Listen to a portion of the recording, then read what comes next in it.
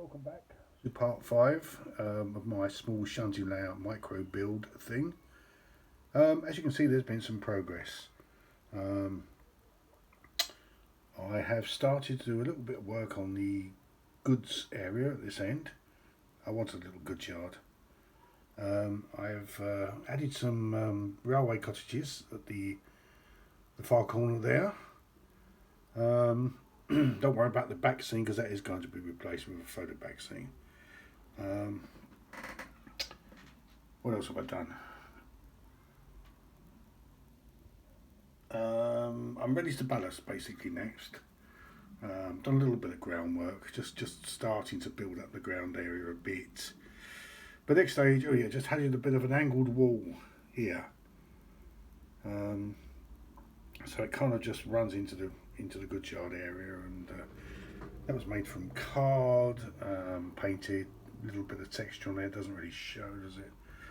So just a couple of bits here that I've had. I'm just playing around with positioning stuff at the minute. So yeah, the next thing is really going to be the ballasting. I'm just waiting for some pipettes to arrive. As you can see, I just run along there. The turnouts are controlled. It's all going to be painted and finished, probably a nice flat matte black or something at the end. But just to show you how these are working, pick one up here. So simple, it's wiring tube. What do you call it? Barbecue skewers, running through a plastic tubing and a bit of wire glue, super glued, and attached to the end. The wire you can probably see coming up there. There's a nice solid click to that. Just got to do something about disguising the area there where I've made a bit of a mess. Running along there, you see another couple of turnouts there. Everything's working pretty well. Ooh, hang on, there we go. So I'm quite pleased with everything so far.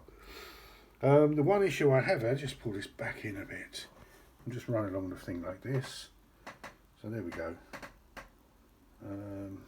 Yeah, I think it's going to do what I want it to do.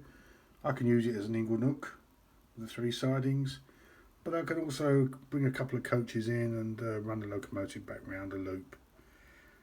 So for a first attempt, I'm really pleased so far. One thing I was going to say, and I haven't got it here, my little Ginty that I bought second hand, it's a terrible runner.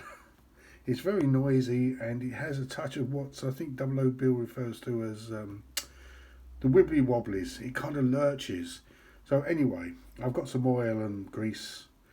I don't think I've got much choice other than to try and do a service on it.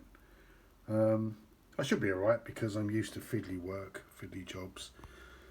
And I'm going to try and get myself a diesel. And I don't know much about diesels, but I keep thinking maybe the longer wheelbase diesel will. The logo does run. It runs through all of these turnouts, but it just lurches along, even on a piece of plain track that I've tested it on. So we'll see what I do there. Just look over the back there. I'm going to talk about detail work. I'm painting Celtic warriors for a customer. I'll just give a quick. I know it's nothing to do with model railways, but it's kind of what I do. It's kind of the small attention to small detail that is kind of what I want to do here. Yeah, so there's 240 Celtic warriors there for my wargaming customer. Let's straighten up. Right, I'm sorry I'm going all wibbly wobbly myself here with the camera, but that's about it. So next time we'll have the ballast all down. Hopefully have the Ginty given a little service and running a bit better. I paid £54 for it on eBay, and the guy did say that it was a slightly noisy runner, as it's an older model, but it's noisier than I thought it was and hoped it was going to be, so we'll see. If I can just get it to run, I'm not too worried about the noise, I'm more worried about the fact it's lurching along, so we'll see. Anyway, I better leave it there. But as you can see, things are coming along. I'm quite happy with that.